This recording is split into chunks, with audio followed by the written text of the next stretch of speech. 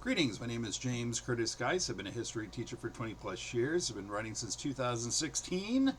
I love my coffee and I love my Dr. Squatch cologne. If you enjoy my stories, please hit like and subscribe. Today's story is coming from my autobiography, Modern Augustinian Confession. And this is about the time that this is called my Larry Bird experience, one of the greatest basketball players in NBA history. I went to Nyack College from 1984 through 1988. Nyack is on the Hudson River, just 40 minutes north of New York City. It was just before Thanksgiving break, and my roommate, Doug, and my two buddies, John and Dave, decided we wanted to go into New York City and take a look at Rockefeller Center, the GE building, the famous Christmas tree, the skating rink, and all the Christmas lights, and all the cheer and all the bustle. So we drove down 9W South to the George Washington Bridge, down the West Side Highway to find parking between 47th Street and 51st Street. On the West Side Highway, Dave blurts out, "Hey, the Knicks are playing the Celtics tonight. Maybe we could go to the game and see Larry Bird." This might be our only chance to ever see Larry Bird play. So we all agree, and John drives his car around Madison Square Garden, and we find a parking spot. So we go up to the ticket booth, and the gentleman behind the ticket booth says, "Sorry guys, the game is sold out." And it's also halftime. So at that time, those playing for the Knicks, we had Patrick Ewing, Bernard King, Gerald Wilkins, Chris McNeely, Bill Cartwright. For the Celtics, you had Larry Bird, Kevin McHale, Robert Parrish, Dennis Johnson, Danny Ainge, and Bill Walton. So Dave says, well, we can always buy scalp tickets.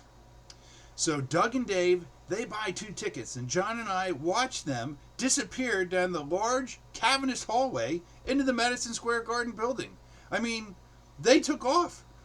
We didn't even have a discussion as, hey guys, where are we going to meet after the game? So, honestly, I was miffed. And then John said, I'm not comfortable buying scalp tickets. I said, well, I really would like to see Larry Bird. And a guy walks up to us, a scalper, and he says, you guys looking for tickets? And I said, yes, we are. And he goes, okay, $20 a piece. And I say, hey, listen, it's, come on. I go, it's halftime. I go, we're only going to get to see half the game. He goes, I said, how about $10 a ticket? He goes, okay. So I give the guy a $20 bill, and he takes off like O.J. Simpson from the Buffalo Bills, like the devil was chasing him. So, getting back to Larry Bird, he was known as the Hick from French Lick, Indiana. He played forward for the Indiana State Sycamores wearing number 33. He was drafted by the Celtics in 1978. He won 3 NBA championships, appearing in 12 All-Star games, scoring 21,000 points, having 8,900 rebounds and 5,700 assists. He is one of the greatest in NBA history. One of the things I loved about Larry Bird, the thing he loved as much as scoring was getting an assist. So, for him it was about winning. And so if the other guy got, someone else in his team got the score, it's about the team. And I love that. So, John says, I'm not comfortable getting these tickets. So, I got the tickets. We walk up to the ticket booth guy, and he goes, gentlemen, did you buy scalp tickets? And I said, well, I'm going to be honest. I go, we did. He goes, well, that's too bad, he said, because these tickets were for the game from the day before. So, hey, I was from Pennsylvania. It was one of my first New York City lessons that if you're going to buy scalp tickets, always look at the ticket, look at the date, make sure it's not a fake ticket, and make sure that it's the date of the game.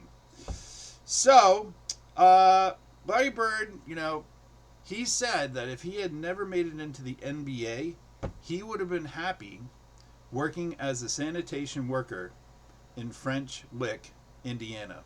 So, that's my Larry Bird story. So God bless you, all humans and ETs. All my books are on Amazon, and thank you so much for listening.